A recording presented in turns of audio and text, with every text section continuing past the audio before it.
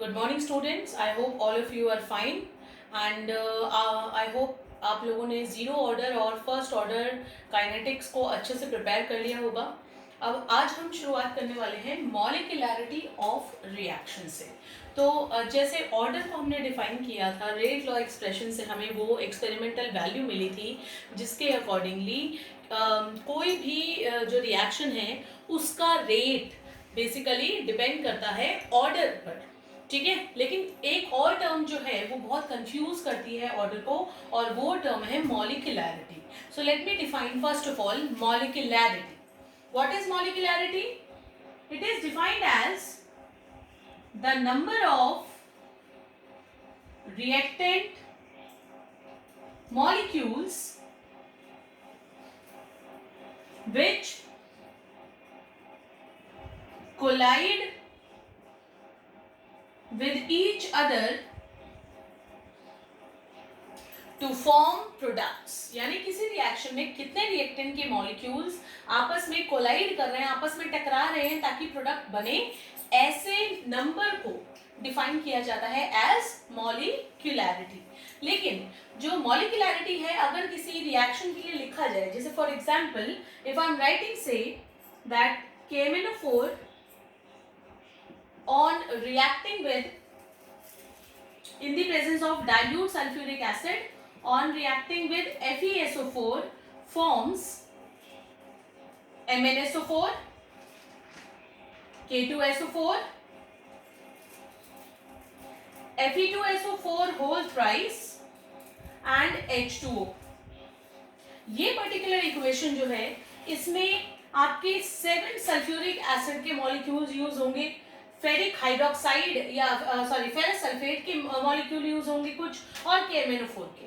तो क्या ऐसा पॉसिबल है कि 7, 8 या 9 मॉलिक्यूल एक साथ एक ही टाइम पे कोलाइड करें? ऐसा फिजिबल नहीं होता. तो जो इस तरह के रिएक्शंस है, एक और एग्जांपल मैं रिप्रेजेंट कर रही हूँ, Br negative plus BrO3 negative in presence of H positive gives Br2 plus H2O. जैसे अब ये पर्टिकुलर रिएक्शन है, ये जो रिएक्शन है ये रिएक्शन एक्चुअली में जिसमें 5 ब्रोमाइड आयंस यूज हो रहे हैं या 3 या 4 जो है ये आयंस यूज हो रहे हैं, H पॉजिटिव यूज हो रहे हैं, ऐसा फिजिबल नहीं है कि एक साथ इतने मॉलिक्यूल्स आपस में रिएक्ट कर जाएं. तो अगर ऐसा पॉसिबल नहीं है तो इसका क्या मतलब हुआ? इसका मतलब ये हुआ कि ये जो केमिकल रिएक्शन है ये एक स्टेप में होने वाली रिएक्शन नहीं है, ये एक्चुअल प्रैक्टिस में एक से ज्यादा स्टेप्स में हो रही है. ऐसी रिएक्शंस जो एक से ज्यादा स्टेप्स में होती हैं, ऐसी रिएक्शंस को कहा जाता है बच्चों complex reactions. Those reactions which take place in more than one step are called as complex reactions. और कुछ reactions ऐसी हैं जो सिंगल स्टेप में हो जाती हैं, जैसे O2F2 ऑक्सीजन डाइफ्लोराइड है, इसको अगर हीट किया जाए तो it forms O2 and F2 directly. अब ये जो पर्टिकुलर रिएक्शन है ये सिंगल स्टेप में होने वाली रिएक्शन है. तो ऐसी रिएक्शन जो एक ही स्टेप में हो जाती है, ऐसी रिएक्शन को कहा जाता है एलिमेंट्री रिएक्शन.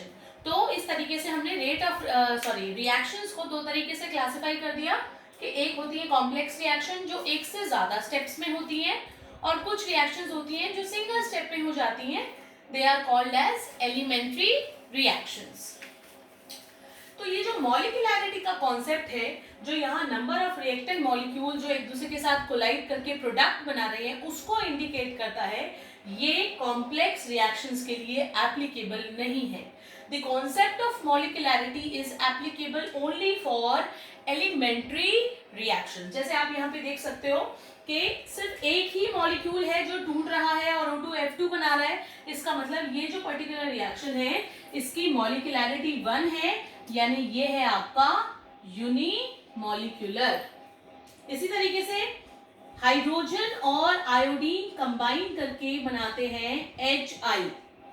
एक मॉलिक्यूल हाइड्रोजन का, एक मॉलिक्यूल आयोडीन का, तो इसका मतलब ये रिएक्शन है बाई मॉलिक्यूलर.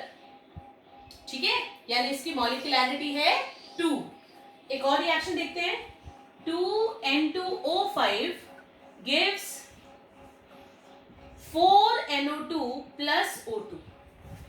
अब बच्चों ये रिएक्शन आप बहुत ध्यान से देखें, ये जो रिएक्शन है, ये रिएक्शन हमें देखने में क्या लग रही है, सिंपल रिएक्शन लग रही है जिसमें 2 मॉलिक्यूल यूज हुए हैं, यानी इसकी मॉलिक्यूलैरिटी क्या है, इसकी मॉलिक्यूलैरिटी है 2। बट जब एक्सपेरिमेंटली इसका ऑर्डर फाइंड आउट किया गया, the order of this reaction was found to be 1। तो ये जो दोनों बातें हैं, ये दोनों एक दूसरे को कॉन्ट्राडिक्ट कर रही हैं। 2 मॉलिक्यूल कोलाइड कर रहे हैं लेकिन ऑर्डर 1 है। ये जो ऊपर हमने दोनों रिएक्शंस देखी थी, ये यूनिमॉलिक्यूलर रिएक्शन जो थी आपकी, जिसकी मॉलिक्यूलैरिटी 1 थी, इसका ऑर्डर भी 1 ही था। और ये जो बाई मॉलिक्यूलर रिएक्शन आप देख रहे हो उसके नीचे, इसकी मॉलिक्यूलैरिटी 2 है तो इसका ऑर्डर भी 2 ही था।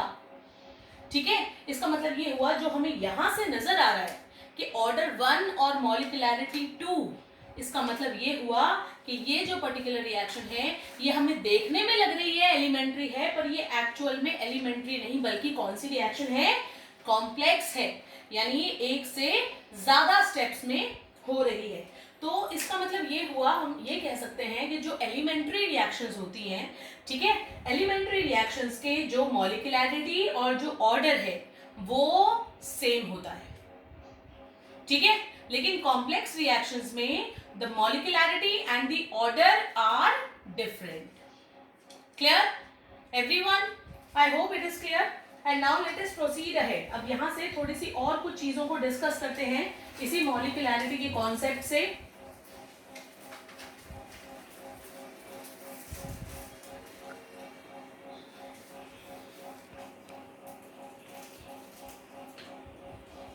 जो मॉलिक्यूलैरिटी है, क्योंकि वो कॉम्प्लेक्स रिएक्शंस के लिए एप्लीकेबल नहीं बल्कि एलिमेंट्री रिएक्शंस के लिए एप्लीकेबल है, तो हम मॉलिक्यूलैरिटी को प्रोसीड करा सकते हैं, मॉलिक्यूलैरिटी और ऑर्डर की डिटर्मिनेशन से ये बता सकते हैं कि किसी रिएक्शन का मैकेनिज्म क्या हो सकता है। Now first of all let me tell you what is the mechanism. Mechanism is basically the series of steps in which a reaction is supposed to be completed।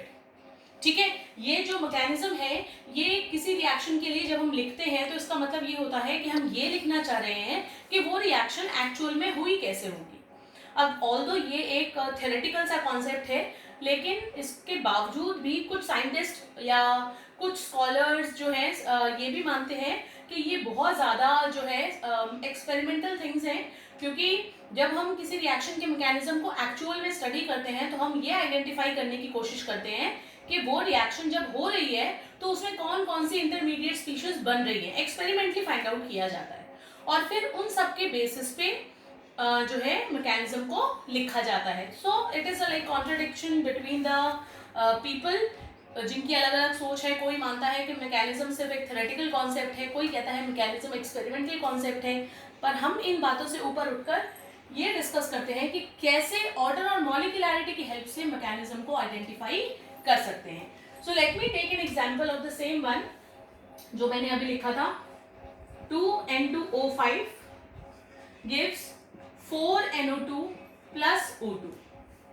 ये जो रिएक्शन है दिखाई दे रहा है बहुत क्लियर कि ये जो मॉलिक्यूल यहाँ पर यूज हो रहे हैं वो 2 मॉलिक्यूल हैं, यानी इस रिएक्शन की मॉलिक्यूलैरिटी है 2, लेकिन जो इसका ऑर्डर है, ऑर्डर बेटा इसका है सिर्फ 1। According to the rate law, rate is equal to rate constant into concentration of N2O5 raise to the power 1 not 2। ठीक है, तो अब इसका मतलब हुआ कि जैसे मैंने कहा कि ये मतलब है इसका कि ये जो रिएक्शन है आपकी एलिमेंट्री रिएक्शन नहीं है, सिंगल स्टेप में होने वाली रिएक्शन नहीं है, क्योंकि याद रखने वाली बात है बच्चों, एलिमेंट्री रिएक्शंस के लिए order and molecularity are same. Okay, so now what is propose that कि जो N2O5 है वो किस तरीके से एग्जिस्ट करता है, ये रिएक्शन कैसे करता है। जो N2O5 का एक मॉलिक्यूल है वो स्लोली रिएक्ट करके बनाता है, डिकम्पोज होकर बनाता है NO2 और NO3, और फिर ये एक स्लो स्टेप है, बहुत धीरे धीरे होती है ये स्टेप। और फिर दूसरे स्टेप में N2O5 का एक और मॉलिक्यूल ये जो बना है यहाँ पर NO3 इंटरमीडिएट स्पीशीज, इसके साथ कंबाइन करता है और कंबाइन करने के बाद बनाता है कुछ और मॉलिक्यूल्स NO2 के, और साथ ही साथ में ऑक्सीजन को लिबरेट कर देता है। तो देखिए अगर हम इन दोनों इक्वेशंस को ऐड कर रहे हैं तो इक्वेशंस को ऐड करने से लेफ्ट साइड में हमारे पास आया 2N2O5, NO3 से NO3 कैंसिल हो जाएगा, एक लेफ्ट साइड में एक राइट साइड में, और NO2 और NO2 मिलाकर बन रहे हैं 4NO2 और साथ में ऑक्सीजन। यानी हमने जो मैकेनिज्म अपनी तरफ से प्रपोज किया वो मैकेनिज्म हमारी मेजर इक्वेशन तक आसानी से पहुंच रहा है। ठीक है, so this is the first condition while writing the mechanism, कि चाहे हम उसको 2 स्टेप्स में लिखें चाहे 3 स्टेप्स में लिखें, लेकिन हमारी जो ओवरऑल बेसिक स्टोइचियोमेट्रिक इक्वेशन है वो सेम रहनी चाहिए, बैलेंस्ड इक्वेशन हमें वापस मिल जानी चाहिए जब हम उन सभी अलग अलग स्टेप्स को ऐड करें। ये जो स्टेप्स अलग अलग यहाँ पर लिखे गए हैं बच्चों, इन्हें एलिमेंट्री